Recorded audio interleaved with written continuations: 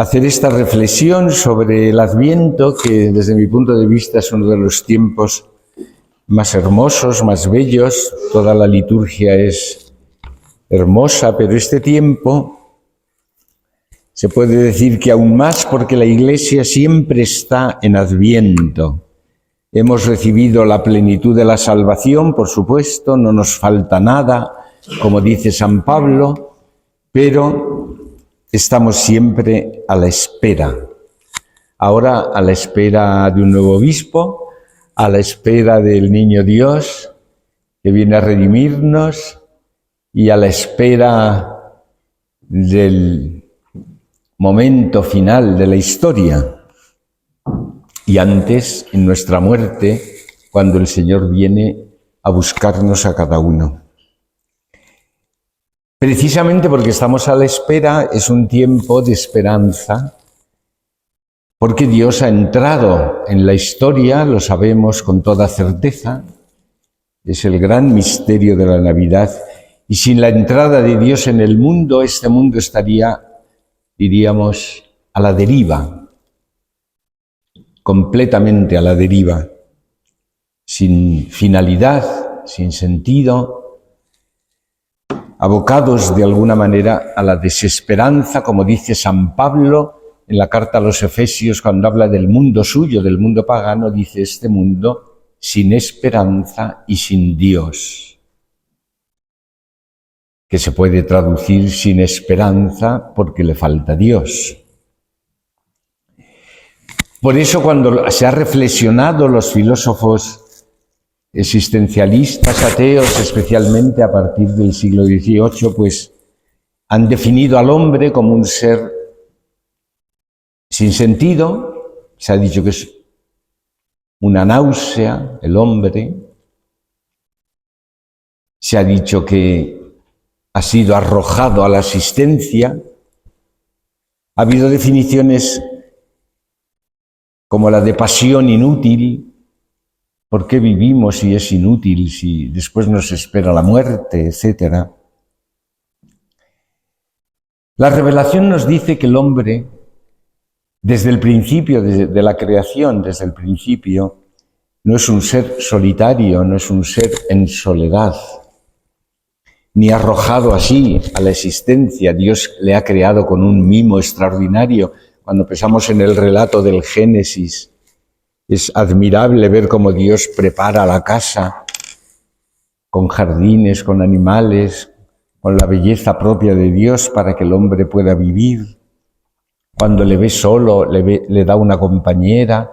Ese relato que con mimo describe la creación del mundo para el hombre, nos dice que el hombre no camina en la soledad, aunque nos pese mucho, la soledad nos pesa, sino que Dios ha entrado con él y por eso es el Emmanuel, el Dios con nosotros, que vive con nosotros y que debemos pedir, sentir esto. Es una primera petición que podemos hacer en la oración, que te descubra a mi lado, que te sienta junto a mí. Son oraciones muy sencillas. Que camino contigo, que tú vienes conmigo, como que fuiste con los discípulos de Emaús.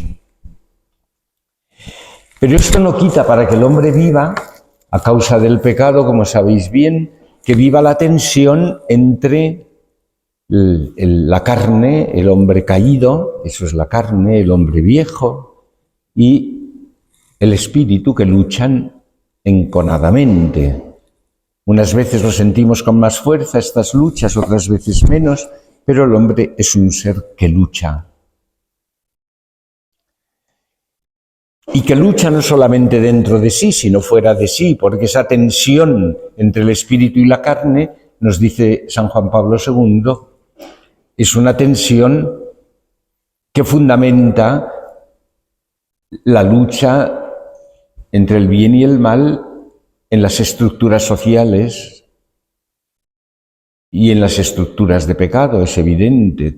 Cuando se describen las estructuras de pecado, poder, placer, etcétera, pues son estructuras que manifiestan que hay una lucha interna.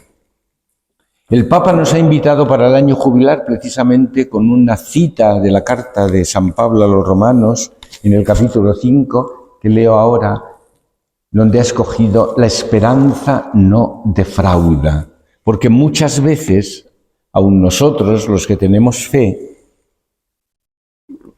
ante las situaciones personales y sociales decimos: ¿dónde está Dios? ¿Dónde está? ¿Por qué Dios no actúa? Esto lo dice mucha gente y a veces lo pensamos nosotros. ¿Por qué no te acuerdas de mí? ¿Por qué te suplico y no me haces caso? Había una señora en mi parroquia que cuando iba al Santísimo a rezar estaba todo el rato haciéndole así con el dedo. Y entonces a mí me hacía mucha gracia cuando yo salía por la puerta y la veía. ¿Pero qué le hace? Y dice: le estoy regañando. Ah, bueno, pues no se preocupe, regáñele. Regáñele, que le gusta mucho que le regañen. Pero estaba así todo el rato.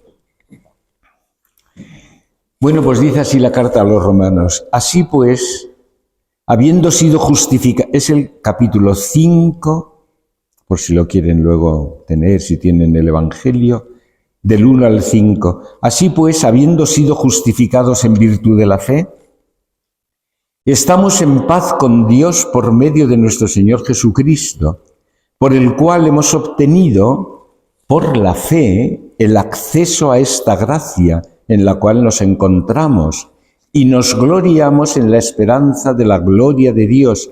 Más aún, nos gloriamos incluso en las tribulaciones, sabiendo que la tribulación produce paciencia, la paciencia virtud probada, esperanza. Y la esperanza no defrauda, porque el amor de Dios ha sido derramado en nuestros corazones por el Espíritu Santo que se nos ha dado. Este texto es una síntesis magistral de la vida cristiana, estructurado, como habéis podido ver, en torno a las tres virtudes teologales: fe, esperanza y caridad. Por eso el Papa, en la bula de convocatoria para este año, dice: he aquí por qué esta esperanza no cede ante las dificultades, porque se fundamenta en la fe y se nutre de la caridad, y de este modo hace posible que sigamos adelante en la vida. Y cita a San Agustín, el Papa. San Agustín escribe a este respecto: nadie, en efecto, vive en cualquier género de vida sin estas tres disposiciones del alma, las de creer, esperar y amar.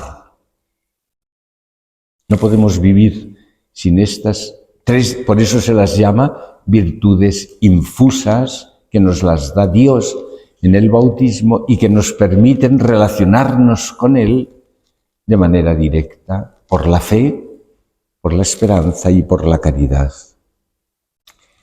Voy a describir un poco, a desgranar, mejor dicho, el texto de Romanos, porque me parece muy importante para entender qué significa ser cristiano y cómo vive el cristiano.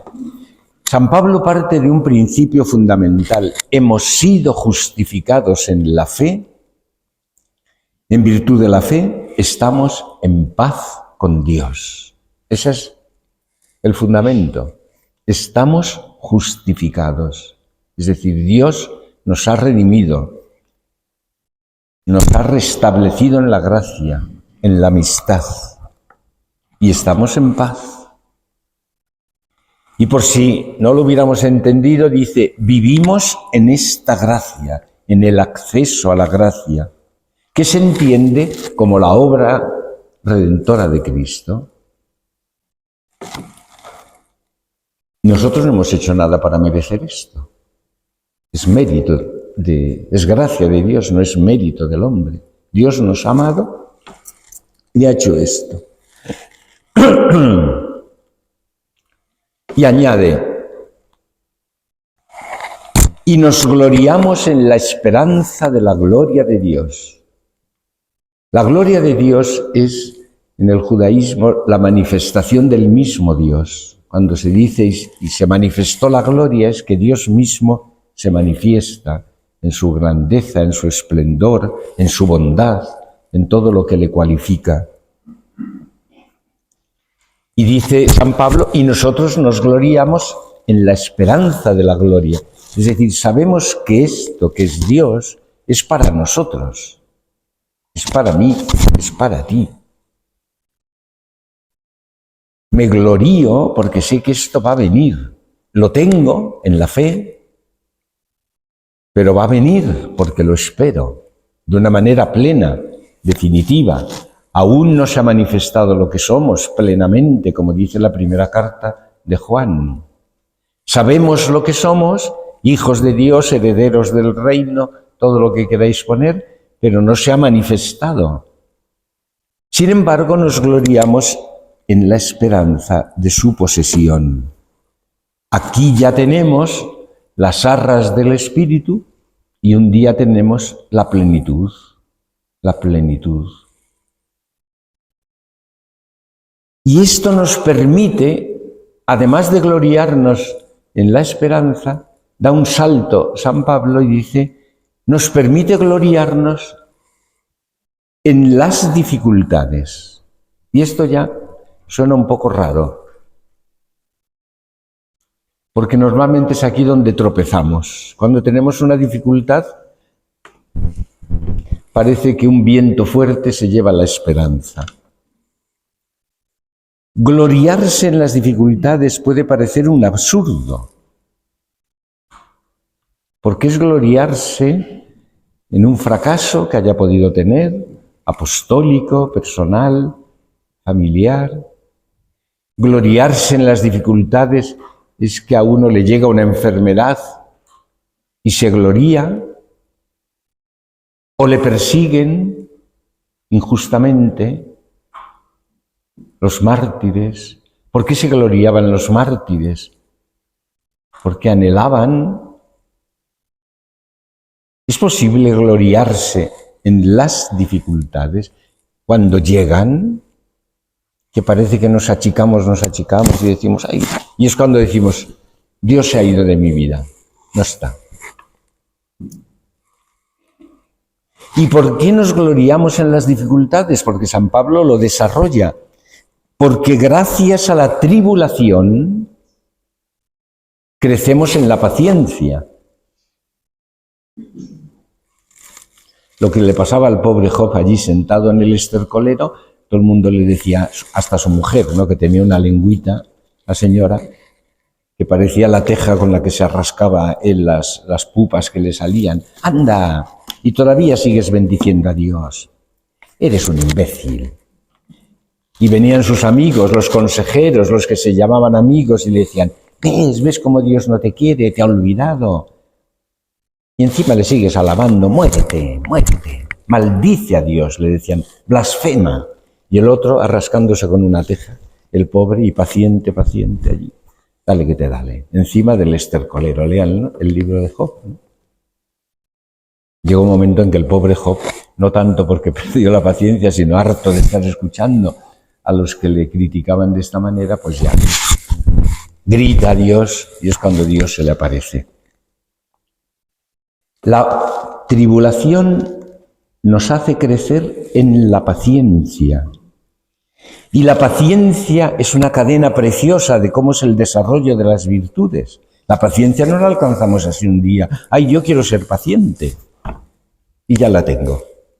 No, la paciencia es que tienes que pasar por una prueba, es que tienes que superar esa prueba, es que tienes que aguantar al vecino y a ti mismo, porque a mí me hace mucha gracia lo de aguantarse al vecino, pero aguantarse a uno mismo es de cuidado, cuando uno se da cuenta de lo que es, ¿no? La paciencia lleva a la virtud a la esperanza, y la esperanza no defrauda, porque el amor de Dios ha sido derramado en nuestros corazones. Cuando se leen las actas de canonización de Santa Teresa de Lisieux, aparece una Santa Teresa que no es la que nos han pintado y la que nos han descrito, porque tuvo una enfermedad que la llevó al borde al borde de la blasfemia. Esa dulce monjita que nos han pintado con el ramito de flores. ¡Ay, qué linda! Con 23 añitos. Y tan buena. Ni sus hermanas se enteraron hasta que leyeron el libro de su vida que era una gran santa. ¿Y qué dice en un momento determinado? Debo dejar de escribir porque temo blasfemar. Y porque ese cielo que tanto añoraba se le había hecho oscuro, oscuro. Como oscura es la fe, según dice San Juan de la Cruz, cuya fiesta celebramos. ¿Qué le sostenía a Santa Teresa? La fe pura y oscura. No olvidemos nunca esto, como dice Santo Tomás, la fe es clara, porque nos da la definición de las verdades, pero es oscura, porque aún no vemos. Por eso decía que este texto, en el que se apoya el Papa Francisco como fundamento de la bula, es muy interesante tenerlo siempre presente en nuestra cabeza para saber que el ejercicio de las virtudes no es un anhelo y un deseo, es una práctica, es una práctica.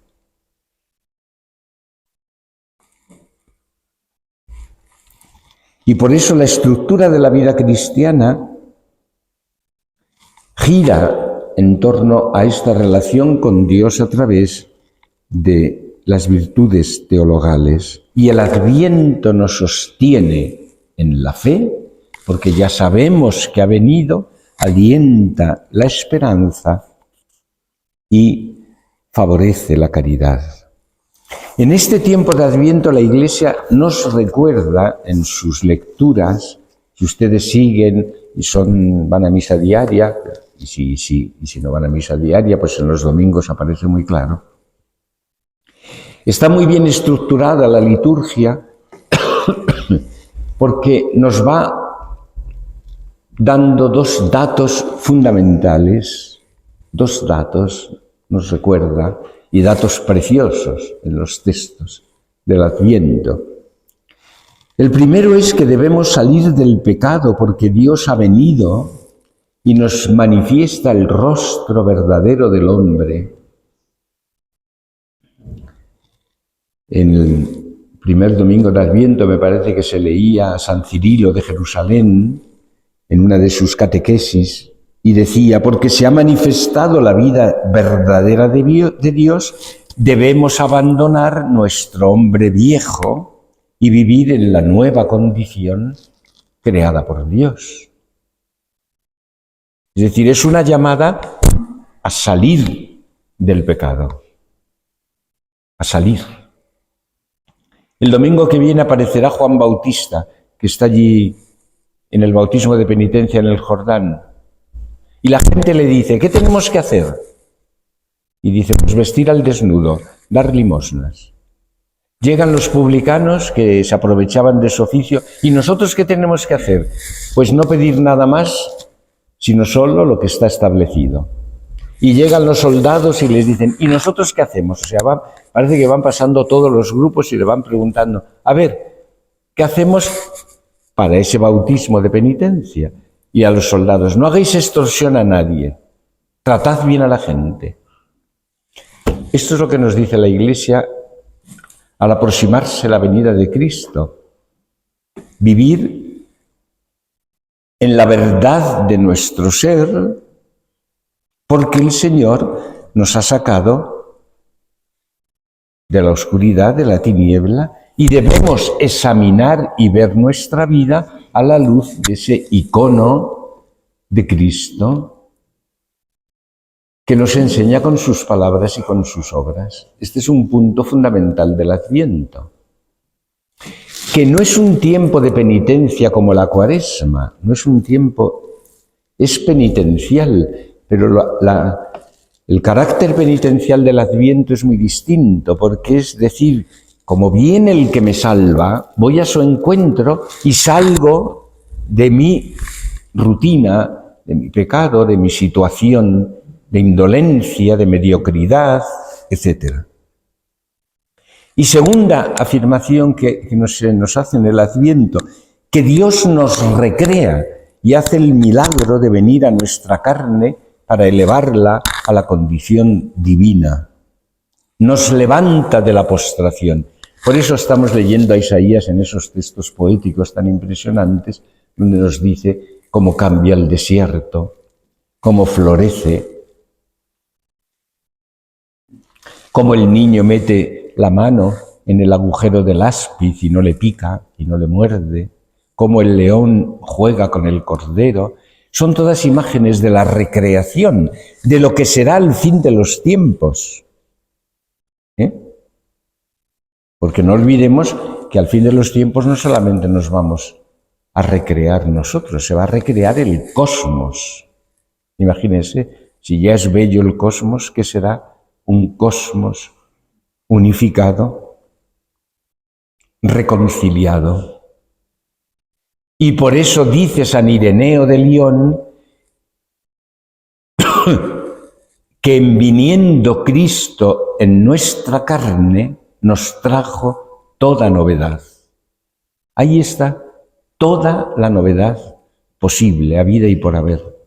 En viniendo en nuestra carne, en esta carne que a veces nos da tantos problemas, el reuma, la lumbago, un cáncer, y nos echamos abajo, nos venimos abajo. En viniendo en nuestra carne nos trajo toda novedad. Es impresionante si lo pensamos bien, porque también Cristo, que es el argumento fundamental para estas cuestiones de si Dios realmente nos salva, no nos salva, y es respuesta o no es respuesta, porque Él asumió las debilidades también de nuestra carne y asumió, eso sí, menos el pecado, todo lo que nos hace también a nosotros sufrir. ¿Y qué pedagogía sigue la Iglesia en este tiempo para que estos datos fundamentales de la revelación nosotros los podamos vivir? Pues miren, nos recuerda sobre todo que esta venida de Cristo en la carne la tenemos que contemplar de su venida en gloria. Esto es fundamental para entender la dinámica de la esperanza. Cristo nos ha probado su amor porque ha venido. Está a mi lado, está en la Eucaristía, me perdona los pecados. Ha venido. Pero esta venida en la carne se iluminará plenamente en su venida en gloria. Y por eso llama la atención que el primer domingo de Adviento, ya no lo recordarán, pero da igual, después del día de Cristo Rey, donde sí se ha manifestado Cristo viniendo en la gloria, el día de Cristo Rey termina el año litúrgico, pero el primer domingo de Adviento, en lugar de hablarnos de un evangelio donde se nos diga que Cristo va a nacer, no se habla de esto, sino se dice, mirad, levantad vuestras cabezas, alzad vuestras cabezas, viene vuestro liberador en gloria. En gloria. ¿Y por qué? Porque las dos venidas son inseparables. Él ha venido ahora a participar de nuestra carne con todas sus debilidades y lo ha mostrado muriendo de una manera tremenda, trágica. Pero eso se iluminará cuando venga en la gloria. Y por eso son dos momentos de una venida, la de Dios a nosotros, que no se pueden separar. Porque en esa venida última, Jesucristo manifestará su juicio definitivo. Ha venido, dice Él, varias veces y repetidamente, yo he venido a hacer un juicio. Lo dice cuando cura al ciego de nacimiento y los fariseos realizan aquella comedia de si era ciego, de si no era ciego, y llaman al padre. Y ¿no era ciego? Pues que sí era ciego, que lo hemos visto. ¿Y cómo ahora ve? Ah, no lo sabemos, pregúntele que es mayor. Y otra vez, y llaman a la gente. ¿Usted vio que era ciego? Sí, que sí era ciego. O sea, querían aceptar el milagro de Cristo. Y al final Cristo se harta. Dice, ¿sabéis cuál es vuestro pecado? Les dice a los fariseos. En que vosotros creéis que veis y no veis.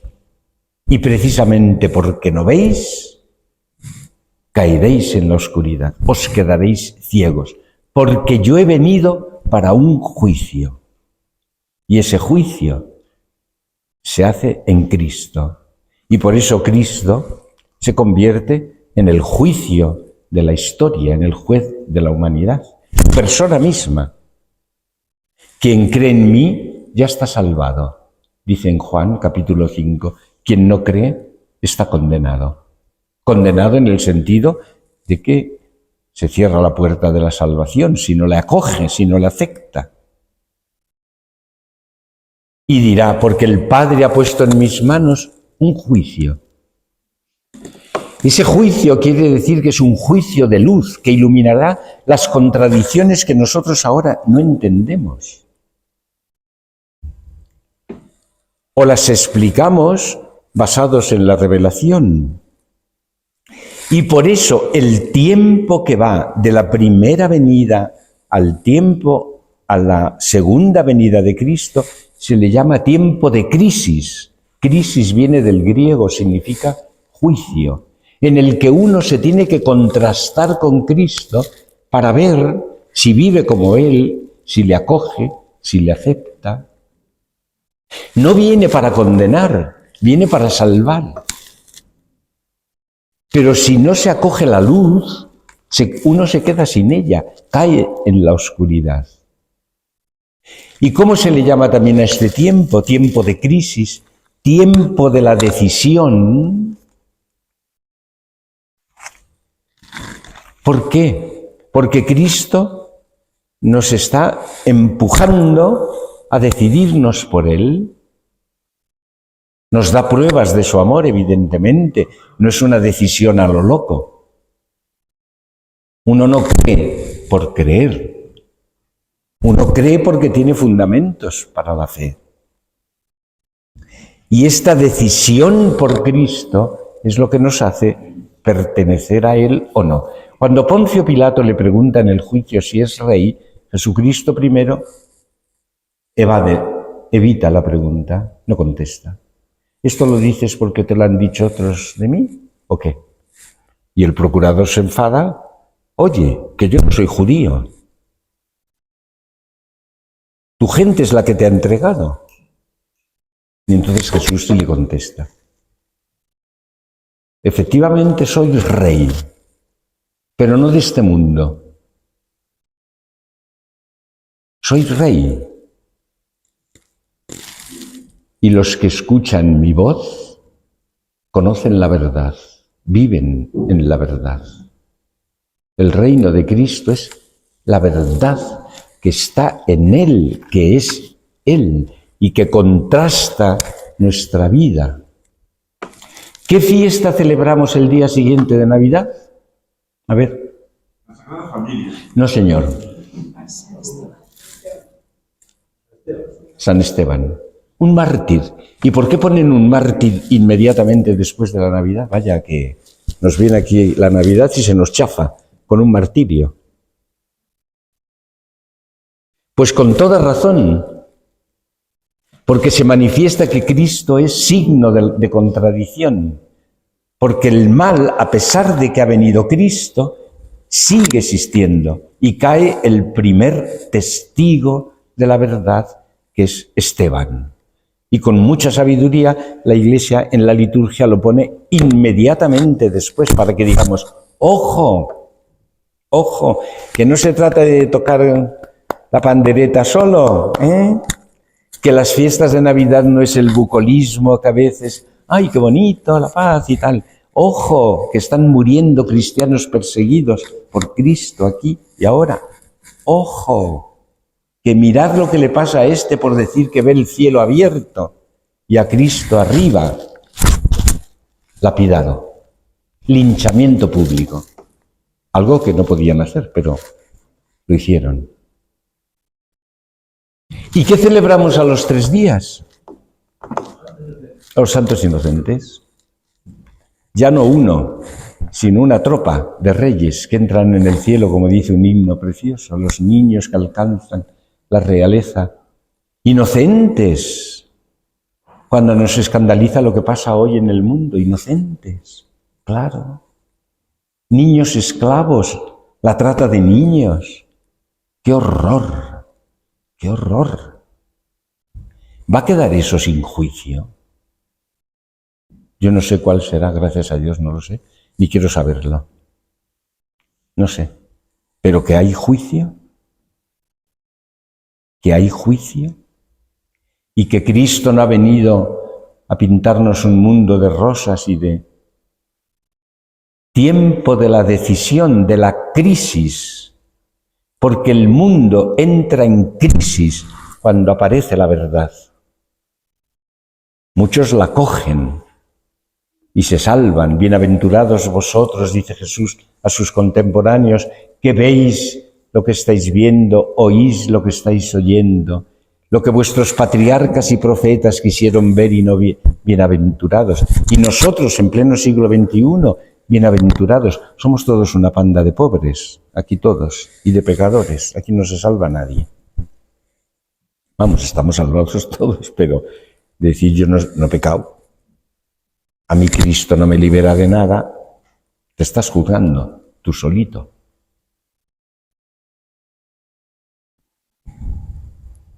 Esta contradicción tan tremenda que aparece en la liturgia de la Navidad nos pone de manifiesto que Cristo entra en la historia para sanar el pecado de origen. Bendita culpa que nos trae tan Redentor, cantamos en Pascua, y para decir, atención, vivid como corresponde. ¿Cuál era la segunda lectura del primer domingo de Adviento? El texto de Pablo, que también piensa en la segunda venida y dice, manteneos firmes, santos e irreprochables, manteneos de pie, ante el Cristo que viene. En nuestra catedral de Segovia hemos tenido la suerte de que han colocado esa vidriera tan bonita en la fachada principal de la catedral del Cristo, Majestad, que viene con el Padre, que está detrás de él, y los muertos están resucitando hacia él. Estas dos venidas superpuestas nos recuerdan que Jesús, además de la misericordia, de la bondad y del perdón, trae la justicia. Y son inseparables, porque nos gusta mucho hablar de misericordia y de bondad, nos gusta muchísimo, y hay que hablar. Pero hablamos muy poco de justicia. Y si vamos al Evangelio, tenemos las bellísimas parábolas de la misericordia en el evangelista Lucas, pero tenemos las parábolas de juicio tan abundantes o más que las de la misericordia. ¿Son compatibles? ¿O estas del juicio son para asustar? Cuando dice Cristo, aquellos que llaman a la puerta y dicen, oye, que nosotros te vimos, comimos contigo, estuvimos paseando por las mismas calles de Nazaret, tal, y les dice, os aseguro, no os conozco, sois hijos de la iniquidad. ¿Eso está dicho en serio o en broma? Entran en la casa, entran al banquete y descubre a uno que no tiene, menos mal, solo es uno. O sea, no nos podemos quejar que Jesucristo es muy benévolo. En ese sentido, en la parábola dice, oye tú, ¿dónde está el traje de fiesta? No, no se lo había puesto.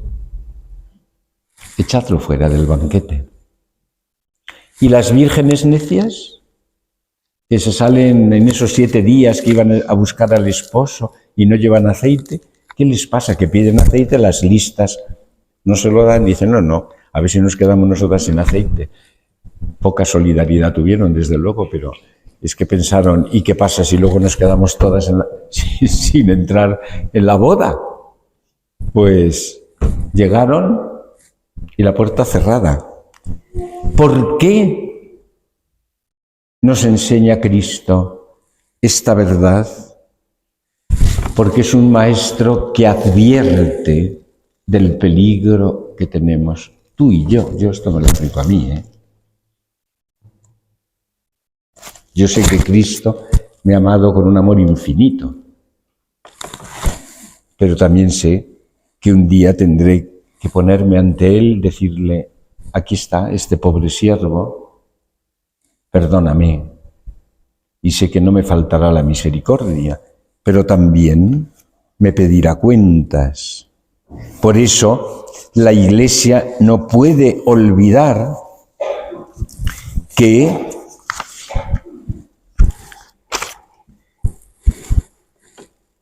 este Cristo que viene ahora en la mansedumbre y en la humildad de nuestra carne es el Rey que juzgará a todas las naciones. Hablar de decisión por Cristo y de opción por Cristo es poner al Señor en el centro de nuestra vida con toda sinceridad, para decirle que es mi Redentor, mi Redentor vive, está vivo, y que yo me tengo que revestir de sus entrañas de misericordia, revestirme de Cristo. El vestido que aparece tanto en el libro del Apocalipsis, venían vestidos con sus túnicas lavadas en la sangre del Cordero. A Jesús mismo se le presenta en el Apocalipsis montado en un caballo blanco, es una imagen preciosa, que viene triunfante y cuya túnica estaba teñida de sangre. Esa sangre, que es también la sangre, insisto, de los inocentes, de los mártires, de los bienaventurados que sufren persecución por la justicia, esa sangre no quedará sin recompensa, ni sin juicio, ni sin juicio. Y en la medida en que Dios sabe, y solo Él sabe,